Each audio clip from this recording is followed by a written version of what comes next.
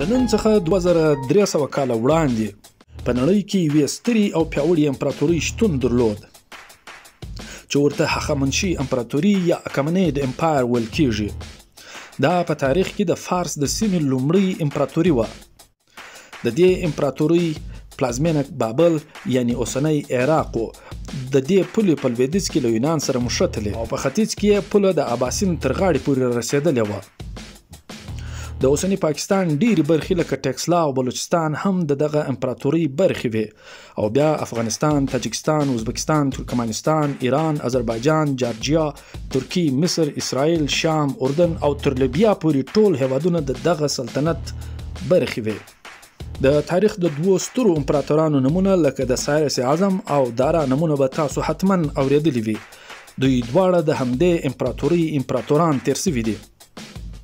بیا داسې وسوه چې په 311 قبل مسیح کې د مقدونیې د امپراتورۍ امپراتور سکندر پر دغه امپراتورۍ یرغل وکړ. دا دواړو امپراتوریو ترمنځ د تاریخ مشهوره جنګ ترسره شو چې ګوګومیلا جنګ په نامه مسمى دی او په دې سیمه کې هر څه ته تغیر ورکړ. په دې جنګ کې روسي هخامنشي امپراتور دارایوس دریم ماتې وخوړه او د تېښتې پر مهال د خپل یو افغان کومندان بیسس لخوا ووژل شو. بیسس کومندان د خپل بادشاهي د اعلان کولو سره سم د سکندر په خلاف میدان ته راووت. سکندر هم د بیسس پر وړاندې میدان ته راودانګ او د بلخ تر ښاره پورې ځان ورسوي. په هغه زمان کې دغه ښار باختر او شاوخوا سیمه په باختریا مسمى وه. یوناني ځواکونه د بیسس په لټه کې وو چې په همدې مهال د بیسس ملګرو هغه یونانیانو ته لاس تړلی تسلیم کړ. د بیسس په تسلیمېدو کې یو بل پښتون کومندان سپیټ یا ممیز هم رول درلود. سکندر کومندان بیسس ته عبرتناکه سزا ورکړله. یونانیانو د دوو ونو سرونه راکاږه کړ او ترمنځ یې بیسس پکې وتاړه.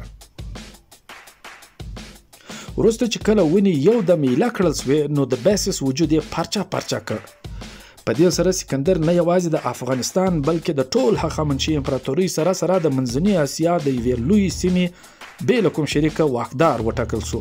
د سکندر امپراتوري د سمرقند هاخوا تر سر دریاب پورې وغځېده. هغه په ډېره اسانۍ سره افغانستان او هخامنشي امپراتوري لاندې کړه. خو تاریخ ګواه دی چې افغانستان لاندې کول خو ډېر اسان دی، خو هلته کې اشغال ته دوام ورکول لوی لوی امپراتوري پر ګونډو کړي دي. ولې چې د افغانانو اصل جنگ پس له اشغاله پیلیږي. د سکندر یوناني سره همداسې وشول. هغه په یو داسې جنگ کې ښکیل شو چې هغه نه ورسره پوهېدی چې څوک دا جنگ څنګه جنگ و چې سکندر هم نه ورسره پوهېدی. افغانستان ولې د امپراتورۍ په هدیره یادیږي؟ نننی افغانستان څنګه د زرګونو کلونو سفر کې خپل وحدت راساتلی دی؟ راځئ دا هر څه د ملي هندارې د یوټیوب چینل د افغانستان د لرغوني تاریخ تر عنوان لاندې په ګډه سره وګورو او وایورو.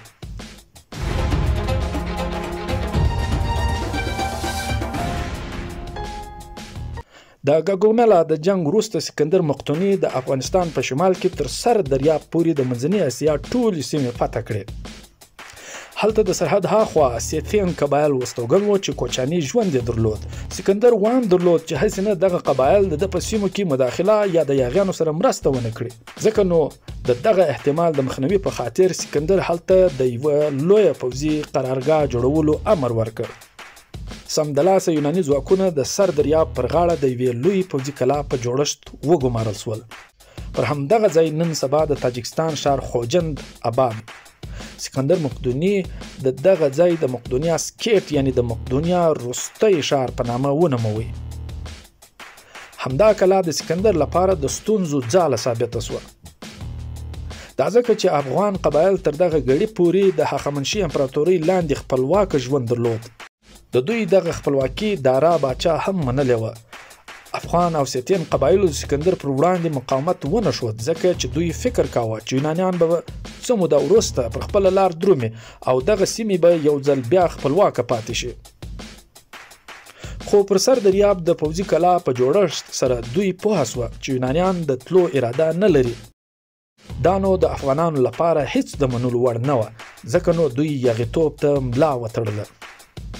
د دې بغاوت مشري هم هغه کومندان پر غاړه واخیسته چا چې کومندان بیسس سکندر ته لاس تړلی حواله کړی و یعنی سپیټ یا ممیز.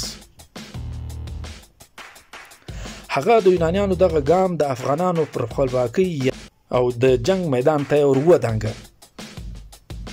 په دغه بغاوت کې افغانانو د منځنۍ اسیا نورو قبایلو اتحادیه اعلان کړه.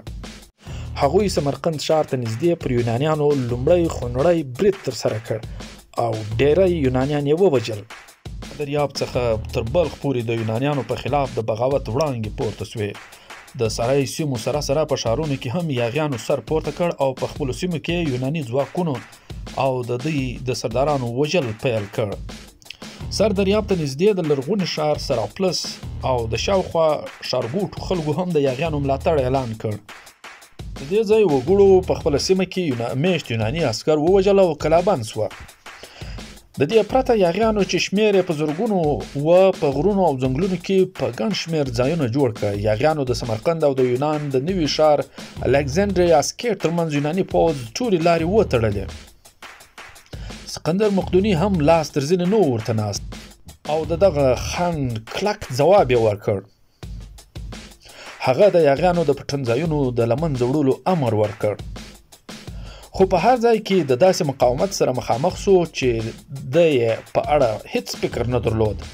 ان چې په غرونو کې د یوې کلا د محاصرې پر وخت هغه په غشو ټپي سو، یعنی غشه یې په پښه داسې ننوت چې هغه د ولاړېدو وایست.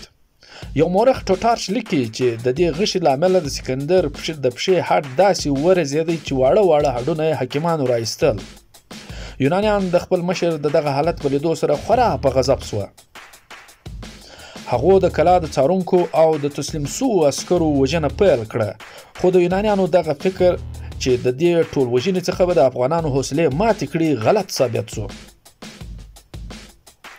د یونانیانو د دغه پریکړو له امله افغانان لا نور هم په غضب اخته سوه.